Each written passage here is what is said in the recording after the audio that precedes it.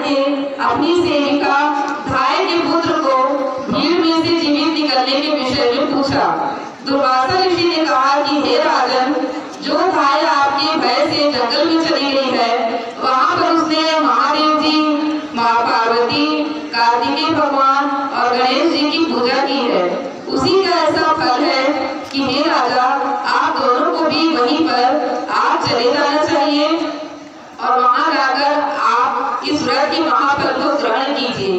हे महाराज, उन दोनों राजा रानी ने इस प्रकार भली भांति संतुष्ट होकर पहले ऋषि को जंगल भेजा और उनसे सब वार्ता सुनकर राजा और रानी भी उस घने जंगल में स्वयं गए। दुर्वासा इत्यादि ब्राह्मणों के साथ आनंद पूर्वक वहां जाकर उन्होंने पलाश के वृक्ष के नीचे उषा पर गाय को पूजा करते हुए देखा।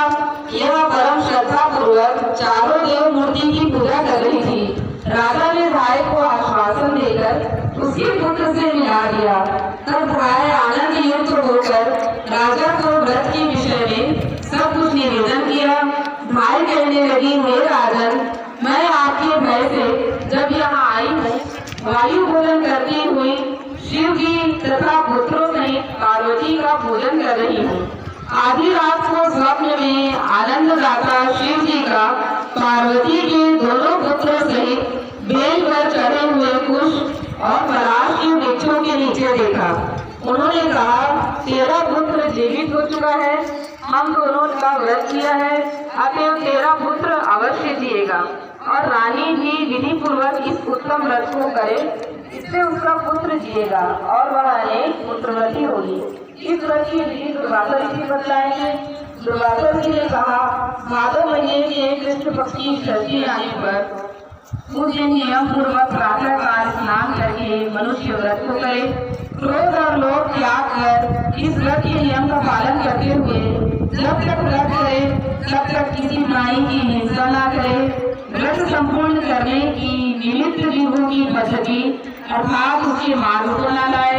मध्यांतर के समय मित्रों के साथ पुत्र युक्त होने की मन में अभिलाषा करते हुए पलाश और कुश के नीचे शिव जी, पार्वती, गणेश, कार्तिक इन चारों देवताओं की मूर्ति बनाकर नीचे लिखे मंत्रों से इनका पूजन करें और भक्ति भाव चित्त में इन सब देवताओं का नाना प्रकार की धूप तथा उसके बाद उत्तम पुष्पों से पूजन करें।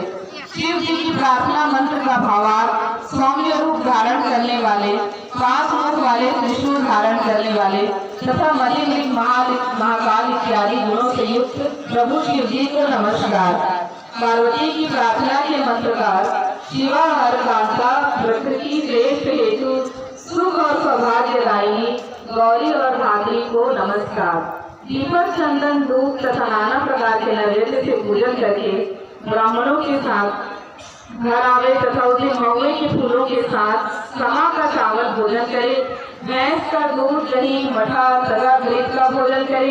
ये राजन, इस व्रत की ऐसी विधि है, जो मनुष्य ऐसा करता है वह पुत्र पौत्र से युक्त शीघ्र ही सुख को प्राप्त करता है। दुर्वासा ऋषि के वचन को सुनकर राजा ने इस व्रत को किया।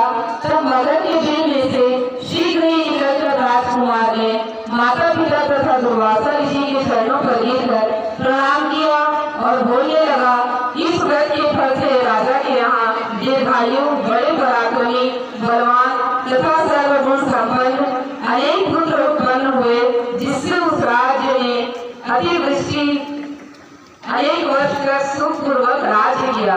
श्री कृष्ण भगवान ने कहा, यह व्रत करने वाली उत्तरा इसी व्रत को करे। केशव भगवान ने वचन को सुनकर राजे युधिष्ठिर विचार हो गए। अश्वत्थामा से हर उत्तरा का गर्भ शीघ्र ही जीवित हो गया। इस व्रत के प्रभाव से संतति स्थिर हो जाती है।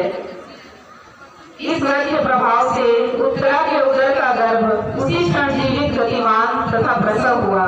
ये राजन, यह व्रत जन्मेजय को उत्पन्न करने वाला सिद्ध हुआ। जो कोई इस अपूर्व व्रत को इस प्रकार से करेगा, उसके संपूर्ण पापों को त्याग कर सूर्य की महिमा को प्राप्त करेगा। श्री कृष्ण तथा युधिष्ठिर के संवाद में पुष्परास नाम की हर्षी कथा समाप्त हुई। बोलिए श्री कृष्ण भोलेनाथ की